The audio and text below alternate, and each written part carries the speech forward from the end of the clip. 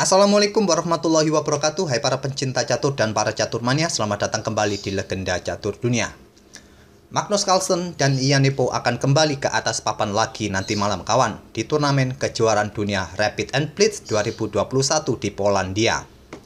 Banyak juga pemain-pemain kelas kakap yang ikut serta, dan ada juga Grandmaster dari seluruh penjuru dunia sebanyak 153 ikut serta di turnamen ini, di turnamen Swiss 13 babak kawan. Tapi sayangnya saya tidak melihat pemain Indonesia di daftar pemain yang ikut serta kawan. Mungkin saya juga salah lihat. Kalian bisa mengecek pemain-pemain di link yang ada di kolom deskripsi. Dan berikut ini kawan daftar juara dunia Rapid and Blitz di edisi-edisi sebelumnya. Kalian bisa melihat semua pemain-pemain yang pernah menjuarai turnamen ini.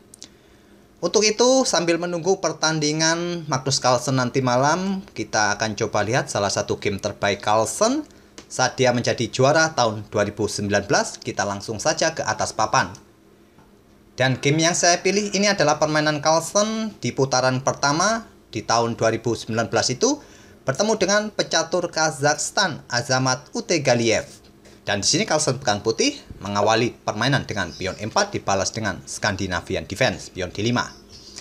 Pion dipukul balik merupakan variasi Mises, kuda C3, menteri mundur, pion D4 untuk mendapatkan kontrol petak pusat di petak-petak gelap. Direspon dengan pion C6 untuk membatasi ruang gerak pion putih yang mungkin saja didorong maju. Kuda F3 oleh Carlsen, kuda F6, dan kuda ke E5. Mungkin untuk menghindari kawan pimpinan dari gajah hitam ini, dan di sini kuda B ke D7 menantang pertukaran kuda.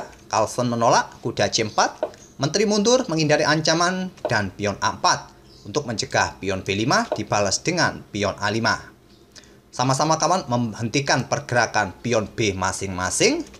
Menteri ke F3 oleh Carlsen dan kuda ke B6 menantang pertukaran kuda, juga membuka kembali diagonal petak terang bagi gajahnya. Carlsen melanjutkan pengembangan gajah gelap ke F4 menyerang menteri. Menteri mundur kembali ke D8. Sekarang gajah E5 dibalas dengan kuda ke D5. Tidak melanjutkan pertukaran kuda atau langkah gajah ke petak E6 merupakan langkah yang cukup bagus sebetulnya bagi hitam, melanjutkan pengembangan perwiranya. Maksud kuda ke petak D5 mungkin untuk berkoneksi dengan saudaranya kawan agar pionnya nanti tidak bertumpuk jika gajah pukul kuda. Carlsen melanjutkan pertukaran kuda. Kuda pukul kuda dipukul balik oleh kuda. Selanjutnya pion C3. Memperkuat posisi rantai pionnya dilanjut dengan kuda kembali ke F6. Carlsen melanjutkan pengembangan gajah. Selanjutnya bisa rokade pendek. Dan seperti yang kalian lihat kawan, hitam mempunyai masalah dalam hal pengembangan.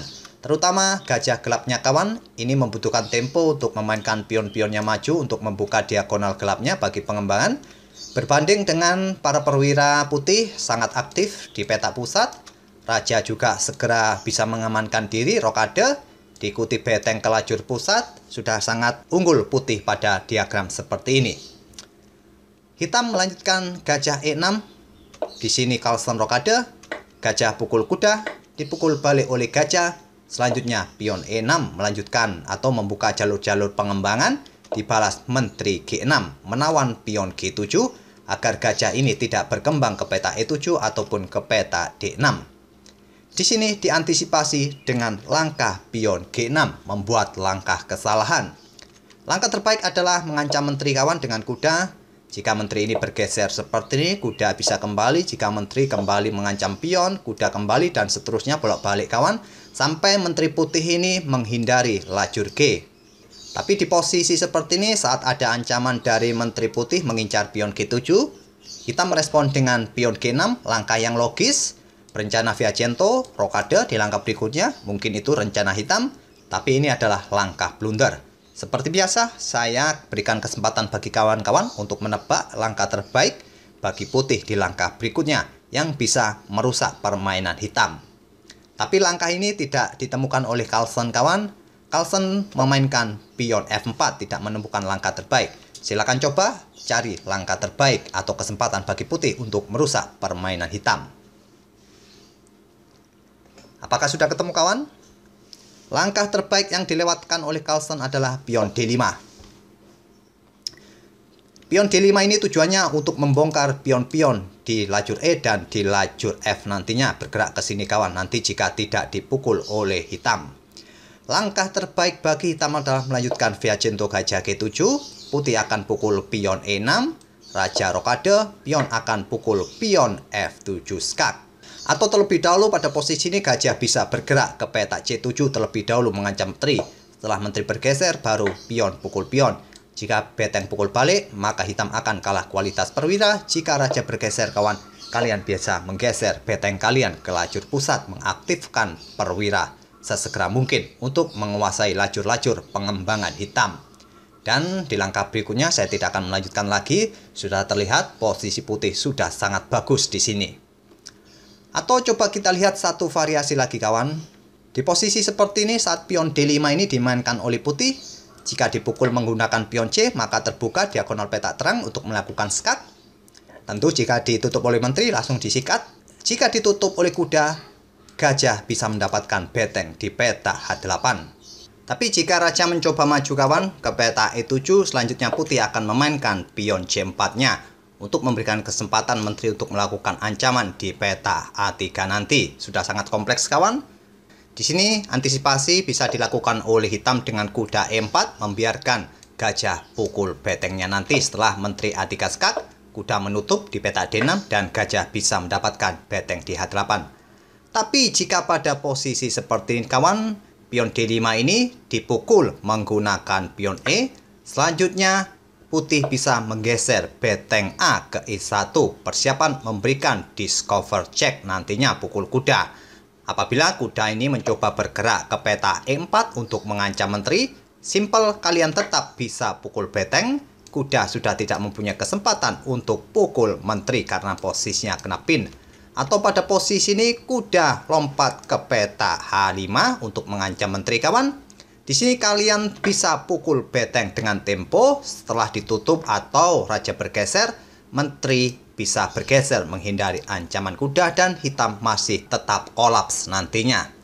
Tapi sayangnya pada posisi seperti ini kawan, saat pion G6 ini dimainkan oleh hitam, Carlsen tidak menemukan langkah pion D5. Mungkin sudah menemukan langkah ini dan mempertimbangkannya kawan, tapi mungkin karena ini adalah permainan rapid, Carlsen tidak ingin bermain kompleks, dia bermain dengan pion F4 dibalas dengan gajah G7, kembali membuat langkah yang tidak akurat.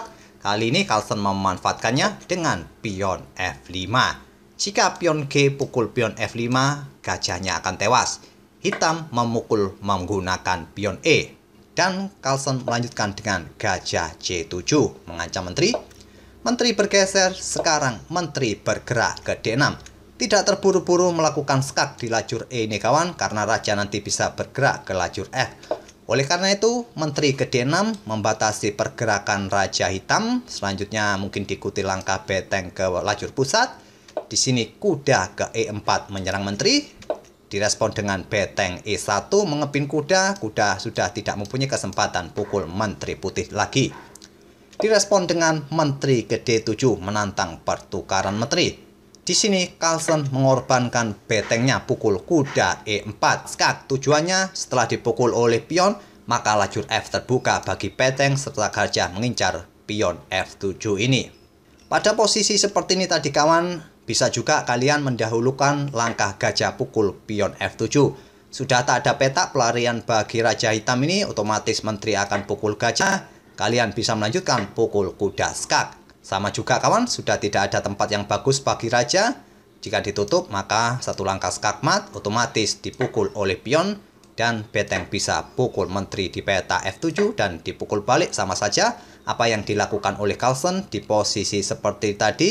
Saat menteri D7, Carlsen terlebih dahulu atau mendahulukan beteng pukul kuda skak. Dipukul oleh pion, selanjutnya gajah pukul pion F7 skak. Sudah tidak ada petak lagi, pelarian bagi raja hitam memaksa menteri pukul gajah, beteng pukul menteri, raja pukul beteng, dan menteri D7 skak. Di posisi ini kawan, di langkah ke-26, hitam menyerah. Karena apabila permainan tetap dilanjutkan dengan langkah terbaik, 8 langkah lagi akan kena skakmat hitam. Tapi jika mencoba ke G8, maka ancamannya 2 langkah skakmat.